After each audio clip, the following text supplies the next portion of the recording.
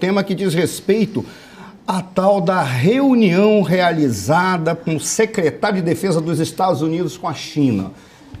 Normalmente as pessoas dizem que é um momento tenso. As pessoas dizem não, o próprio secretário de Defesa e mais especificamente o próprio representante chinês. Ele falou em determinados momentos que houve um clima de tensão.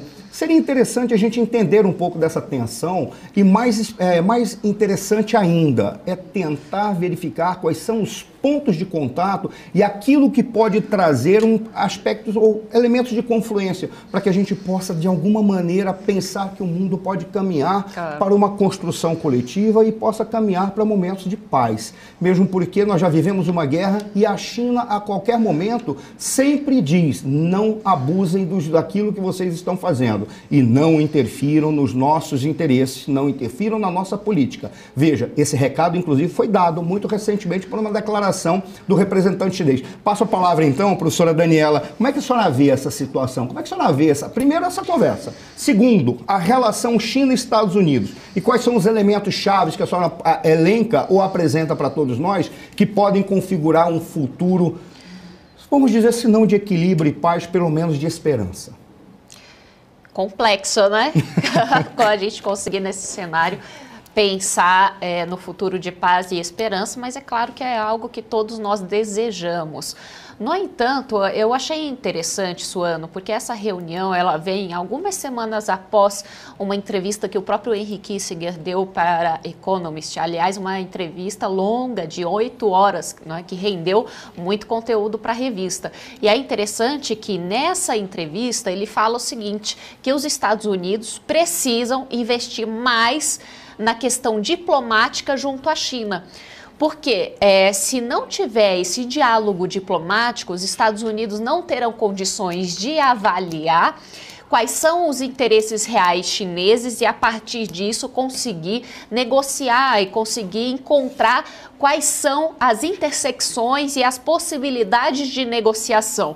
E é interessante que agora vem essa reunião, há muitos anos que não ocorre do secretário de Defesa ir até a China, então realmente foi uma reunião muito tensa, ela demorou mais ou menos 5 horas e, claro, muitos temas foram debatidos nessa reunião.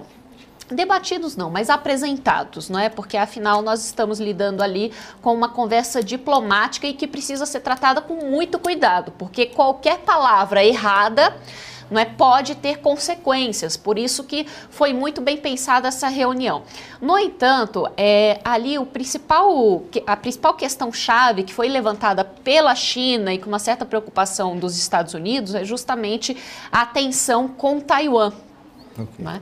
O envolvimento dos Estados Unidos, né? E como os Estados Unidos vão lidar a partir desse momento com essa questão, porque Taiwan é algo extremamente importante para a China e eles não estão dispostos a deixar isso de lado, não é? Então, sabendo dessa questão que é extremamente tensa, os Estados Unidos precisam agora, neste momento, entender a percepção chinesa e a partir daí começar a negociar, porque nós estamos em um momento, é interessante que vários analistas colocaram no seguinte, não é? Nós estamos em um momento de tensão crescente e agora ver esse diálogo diplomático me parece interessante no sentido de todos estão percebendo que está ocorrendo uma escalada de tensão e é necessário que a diplomacia agora comece efetivamente a trabalhar e mais do que trabalhar, a ter resultados concretos, não é?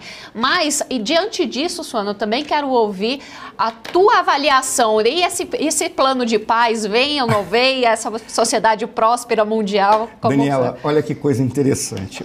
Quando você trouxe o Kissinger, há um mês, ele fez 100 anos, eu tenho a impressão, foi no dia 26 de abril, ou foi 26 de maio que ele fez 100 maio, anos. Se eu não me engano. Foi em maio, né? Algo em torno de um mês. O Kissinger, por si próprio, ele mereceria programas à parte para tentar entender a personalidade, a mente e a construção histórica do Henry Kissinger, né? É importante isso ser trazido à tona, isso ser muito respeitado. E é curioso que o Kissinger, ele fala, aumentem as relações diplomáticas com a China. Isso. Curioso porque isso é tão importante trazer à tona o Kissinger para tentar entender a necessidade da diplomacia neste momento. Primeiro... Se quiser até explicar quem é o Kissinger, para quem não sabe, né? Eu acabei não... O Kissinger ele foi o secretário de Estado do governo Nixon. Perfeito. Mas ele não é uma personagem qualquer. O Kissinger foi o homem responsável pela formulação, e até explicando que o secretário de Estado corresponderia ao ministro das Relações Exteriores no Brasil. É o responsável por fazer a formulação da política externa junto com o presidente e, dentro dessa política externa, ele indicar quais são os caminhos que devem ser seguidos, qual é a projeção que os norte-americanos deveriam fazer, quais são os acordos, qual é a perspectiva de alianças, ou seja, é o ministro das Relações Exteriores que tem um papel fundamental como estrategista da política norte-americana. E qual é a grande questão em ele ter sido secretário de Estado? Ele foi o cara que negociou a entrada da China continental no Conselho de Segurança das Nações Unidas, porque antes era a China insular, ou seja, era Taiwan. Taiwan é que fazia parte do Conselho de Segurança da ONU. Como membro permanente com poder de veto. Por qual razão o Kissinger fez isso? Na época, se discutia uma nova teoria das relações internacionais, não era nem uma nova teoria, uma nova abordagem das relações internacionais, a partir da ideia de que a paz seria preservada pela lógica do sistema internacional, que havia modelos de sistemas internacionais que poderiam gerar mais ou menos equilíbrio, mais ou menos paz, ou ser mais ou menos propício a gerar uma guerra.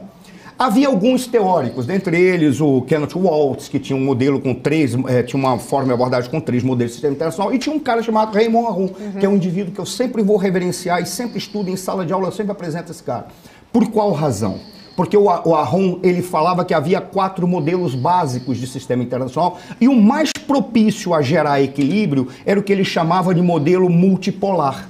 O menos propício era o chamado bipolar, e nós vivíamos naquela época a bipolaridade entre União Soviética e Estados Unidos. E se dizia assim, nós temos que gerar uma multipolaridade, porque a multipolaridade ela é mais propícia a gerar equilíbrio.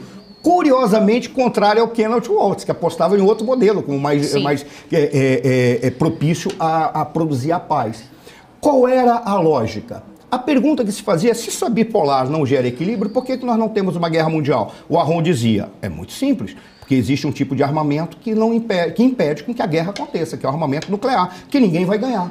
Mas isso pode gerar uma tensão ao ponto de um deles apostar em fazer essa guerra, que era a teoria do first strike, um deles ser louco o suficiente para eu dou a primeira pancada e nessa primeira pancada a guerra eu acredito que eu posso anular qualquer capacidade de resposta do outro.